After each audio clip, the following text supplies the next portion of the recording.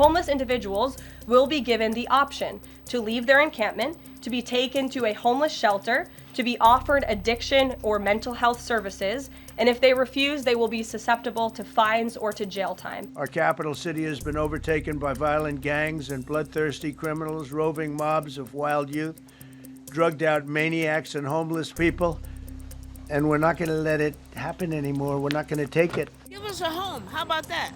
How about just giving people that need a home inside? Then we'd be inside. You just want to just throw us to the rats. I don't know this man, don't want to know him. All I know is he's a rich man pushing people with no money around. I don't want to be homeless. I don't want to crowd anyone. I don't want to use anyone. I just want to be in a place.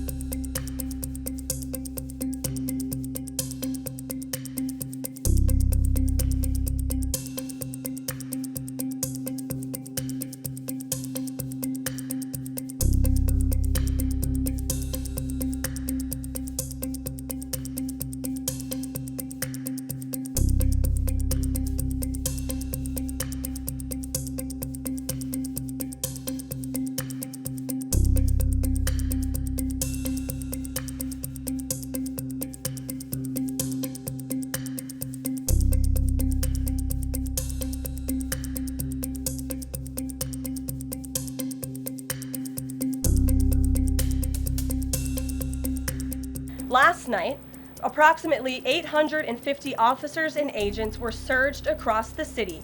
They made a total of 23 arrests, including multiple other contacts. Last night, these arrests consisted of homicide, firearms offenses, possession with intent to distribute narcotics, fare evasion, lewd acts, stalking, possession of a high-capacity magazine, fleeing to a lewd in a vehicle, no permits, driving under the influence, reckless driving, and a bench warrant. A total of 6 illegal handguns were seized off of District of Columbia streets as part of last night's effort. This is only the beginning. Over the course of the next month, the Trump administration will relentlessly pursue and arrest every violent criminal in the district who breaks the law, undermines public safety, and endangers law-abiding Americans. President Trump will not be deterred by soft-on-crime Democrats and media activists who refuse to acknowledge this rampant violence on our streets. He is going to make our nation's capital the most beautiful and safe city on earth, just as he promised on the campaign trail. Go ahead. Is there a timeline for the security operations here in D.C.? As for the timing, we will reevaluate and reassess and make further decisions after this 30-day period is up. But within these 30 days, our entire focus is making sure that this is the most efficient operation possible and that we are removing as many criminals from the streets and we are cleaning up D.C. as best as we can and working with the Metropolitan Police Department to do that. I know the mayor just spoke several minutes ago. I was watching her on television and she said that an increase of in law enforcement officers on the streets will be helpful to deter crime in this city, and we look forward to working with these brave men and women of the Metropolitan Police Department to remove criminals off of our streets and to keep law-abiding citizens in the district safe. Regarding the president's efforts in Washington, D.C., do you have any specifics about how homeless people will be dealt with, where they would be moved to? What does this look like? I do, yes, and it's an important question, so thank you for raising it. The Metropolitan Police Department, with the support of the new federal agencies who have been surging on the streets of the District of Columbia, are going to enforce the laws that are already on the books here in Washington, D.C. For far too long, these laws have been completely ignored, and the homelessness problem has ravaged the city. So D.C. Code 22-1307 and D.C. Municipal Regulation 24-100 give the Metropolitan Police Department the authority to take action when it comes to homeless encampments.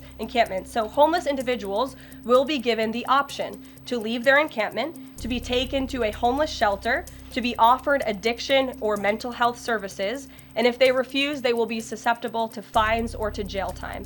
Again, these are pre-existing laws that are already on the books. They have not been enforced, which is part of the reason for this federalizing of the National Guard to bring in this assistance for law enforcement. While we are targeting criminals and trying to remove criminals off of the streets, we also want to make DC safe and beautiful, and that involves removing mentally disturbed individuals in homeless encampments as well. Very quickly, he had talked in one of his social media posts about moving them very far outside of the city. Is that off? No, it's not off. We're exploring how we could do that. But again, homeless shelters, offered addiction and mental health services, or jail if they refuse are the options on the table right now. And we'll continue to explore that option.